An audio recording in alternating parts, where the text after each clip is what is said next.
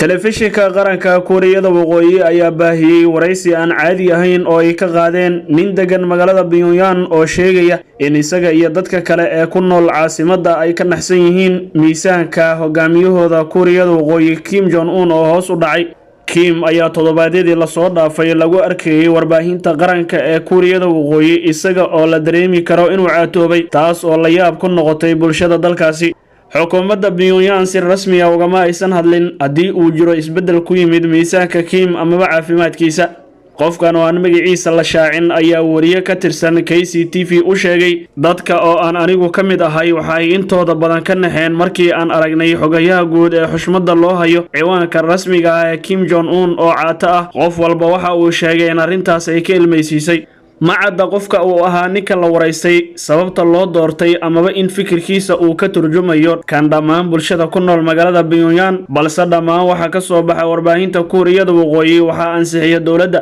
si kastaba waraysigu waxa uu u muuqdaa mid hal mar uun la baahiyay, taas oo ka dhigan in sidoo kale ay suurtagal tahay inuu ka soo duso warbaahinta. Kuuriyada Waqooyi ayaa inta badan dib u baahisa wararka beddelkii warbaahintu toos ay u tabi lahaayeen. caafimaadka Kim Jong-un waa mid si gaar ah loola socdo gudaha dalkaas oo ay hogaamiyaashiisu aad uga baqaan afgambi amaba in maamulka talada haya la bedelo. dalkaasi Kuuriyada Waqooyi waxay weeraro isdaba jooga isdhaafsadaan Mareykanka iyo Kuuriyada Koonfureed. Kim Jong-un iyo qoyskiisa ayaa xushmad aad u sarreysa ku leh warbaahinta Kuuriyada Waqooyi. xitaa in la isla dhex maro warar ku saabsan caafimaadkiisa ayaa qofka u soo jiidi kara dhibaato weyn sida ay khubaradu sheegayaan. warbaahinta Kuuriyada Waqooyi marar dhif ah ayay ka hadashaa caafimaadka hogaamiyaha dalkaas.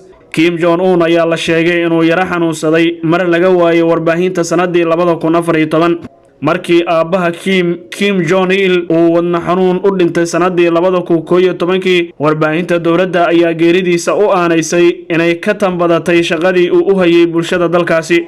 qabiil u dhashay Kuuriyada Waqooyi waxna ka dhiga macadka Sung oo ku yaala meel u dhow Seoul ayaa sheegay inay suuragal tahay in Pyongyang ay dooratay in si aan qarsoodi ahayn ay u garwaaqsatay isbeddel ku yimid muuqaalka Kim si ay u tiraahdo tani maaha wax weyn.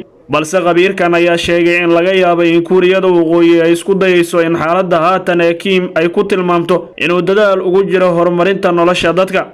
haatan xaaladda gudaha Kuuriyada Waqooyi ayaa u muuqata mid aan wanaagsanayn. Kim ayaa horraantii bishan qabtay shir muhiim ah oo looga hadlayay xaaladda abaareed ee ka jirta dalkiisa.